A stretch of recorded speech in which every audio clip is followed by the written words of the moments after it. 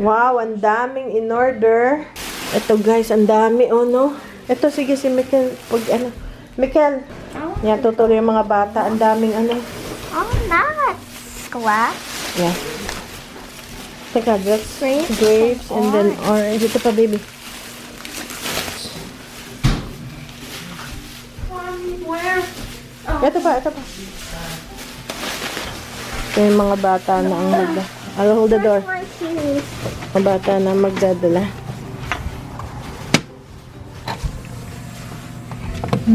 Ito yung boys.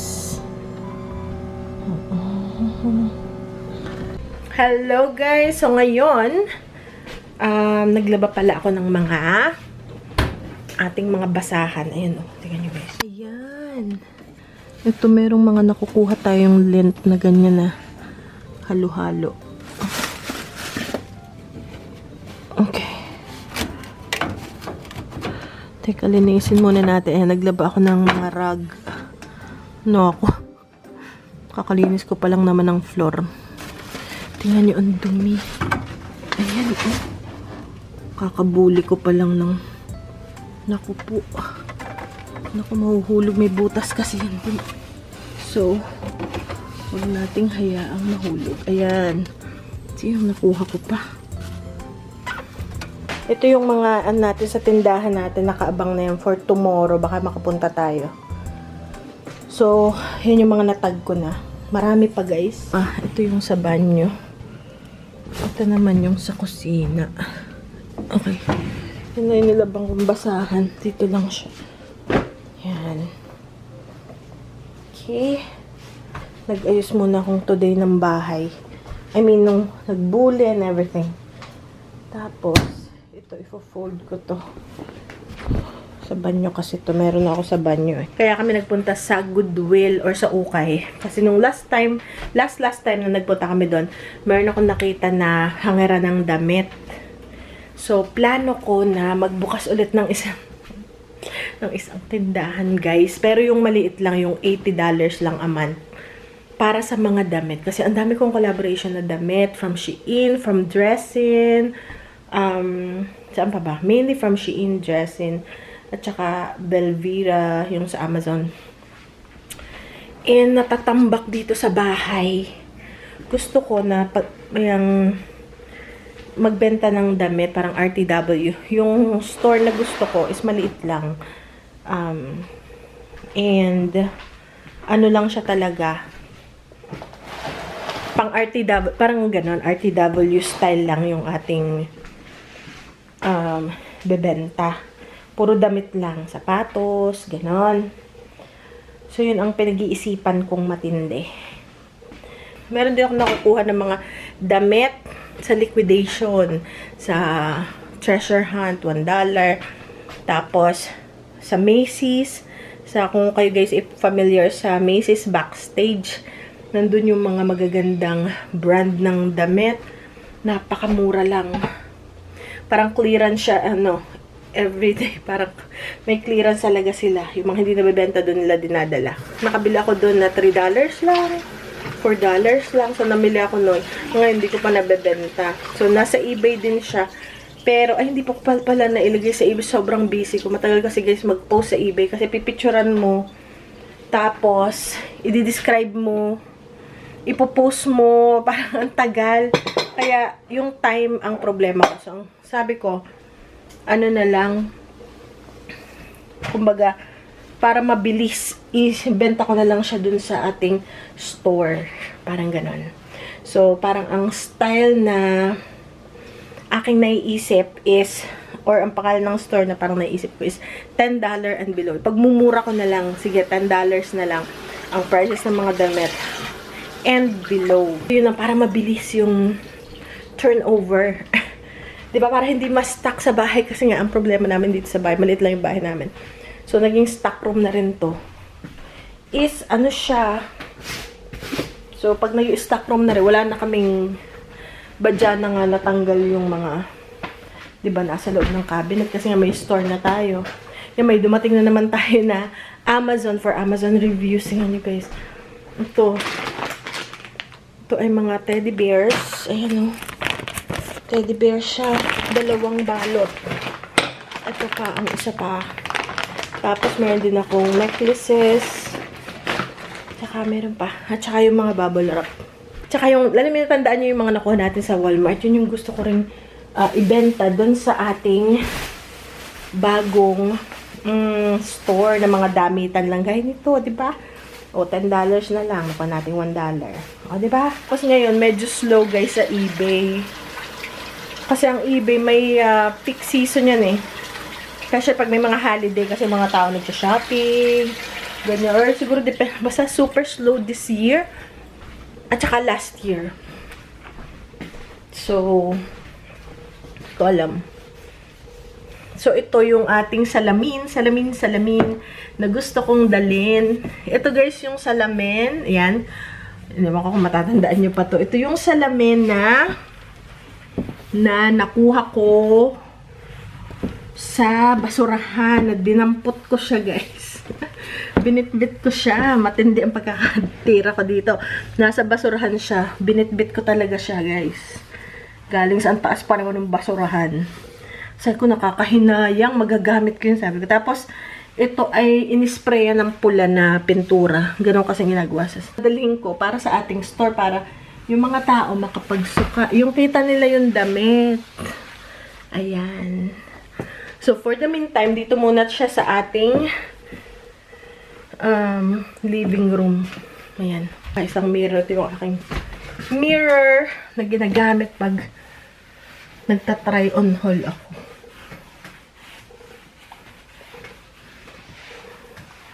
Okay. And marami palang nagtatanong sa inyo kung, hindi ba pala marami, meron palang nagtatanong, siguro 2-3 na yon.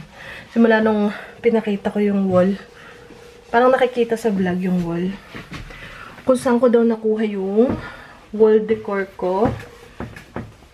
Is ililink ko guys siya sa description box below. Hilong ko. Okay, yan. Malinis na kasi. O, kung ba nagkakaroon to ng watermarks ng mga bata siguro. Nagkakaroon ng watermarks eh. Okay. Papakita ko sa inyo. I-dust na natin. Yan pa kami nagtatabaho sa hotel eh. Supervisor ko, ginaganyan yan. Takas. O yan, diba? Malinaw na. Okay. So, ito guys, yung ating wall decor. Yan. Nung may interview ako sa GMA, ito yung background ko. Kasi dito yung maayos-ayos na parte ng bahay. At saka maliwanag siya dito. Kasi may mga ilaw. Ayan o. So, meron mga nagtawag, siguro 3 na talaga, na saan ko raw nakuha to. Actually, collaboration to ng asawa ko. And sa kanyang channel. So, ngayon, hanapin ko pa yung, kung saan ba niya to na, kasi kaya yung may link eh. Pero kukunin ko guys, ililink ko yung kanyang Amazon link. Or kung makukuha ko yung link nung, kung makukuha, ililink ko siya sa description box below. Kukunin ko yung link nung sa asawa ko. Yeah, maganda siya. Actually, itong bahay namin, very bare lang siya. I mean, nagpa-frustrate ako kasi walang bumagay na decor. Meron pa akong bilhin ng mga metal decors. Parang hindi siya bagay kasi malaki yung wall. Eh, maliliit lang yung aking metal decors na binibenta ko na sa store. Mga 3 na yung nabenta ko doon. 2 na lang yung natira. So, nung may collaboration siya nito, sabi ko, yan ang gusto ko. Pero hindi lang to yung design. Meron guys na dahon, parang monstera. Pero ito yung napili ko kasi puti. Parang malinis tingnan. Tapos, blue and green. Parang malamig sa mata. So, yan. Yan yung ating wall decor. So, I'll link it in the description box below. Pero marami siyang style, guys. Gusto nyo medyo forest. Gusto nyo pink na may mga bulaklak. May mga ganun marami. Maraming style or designs. So, yun. So, nagtatanong, lilink ko po siya sa description box. Ayun. Tapos, si Bebang. Alam niyo guys, di ba, nabanggit ko dati na, yung sa pulgas. anuhin na natin, yung pupunta sa vet. So, meron na kaming prescription. Pupunta na lang doon at kukunin na. Pero, meron kami gustong itry na natural, na maganda yung review niya. Thousands of reviews. So, gusto ko muna siyang subukan. So, yun yung ating itatry. Na-order ko na siya a week ago. Ewan ko ba't ang tagal. Sana hindi ako na-scam, no? Ba't ang tagal niyang dumating? Yun ang ba't ang tagal-tagal dumating? So, hopefully, dumating siya. And para kung maganda, may i-recommend ko siya sa inyo, guys. Pero since lumamig, ito ang nakakapagtaka. So, nung uminit bigla, nag-80 degrees, grabe, naglabasan yung pulgas. Tapos, mga 1 week, biglang lumamig ulit, bumaba yung temperature. Napansin ko, nawala yung pulgas. So, parang takot sila sa lamig, tumatago lang sila. Ganon. So, ngayon, malamig-lamig pa rin. Natatakot ako ngayon na, tsaka nag-i-spray ako nung aking, meron ako ditong ito ay, eucalyptus ba or, ito yung tubig lang, tsaka eucalyptus ba to, yung from last year. So, pag meron ako nararamdaman nangangagat, ni-spray ko to sa ilalim. Tapos, nagbuhos ako ng asin, napakita ko na before sa mga corners. And then, unti-unti, nililinis ko siya. Tinatanggal ko na. Pero, naglalagay ulit ako ng bago. Tapos, pag nagwalis ako, di ba pag nagmap ako, doon kasi sa corner dito.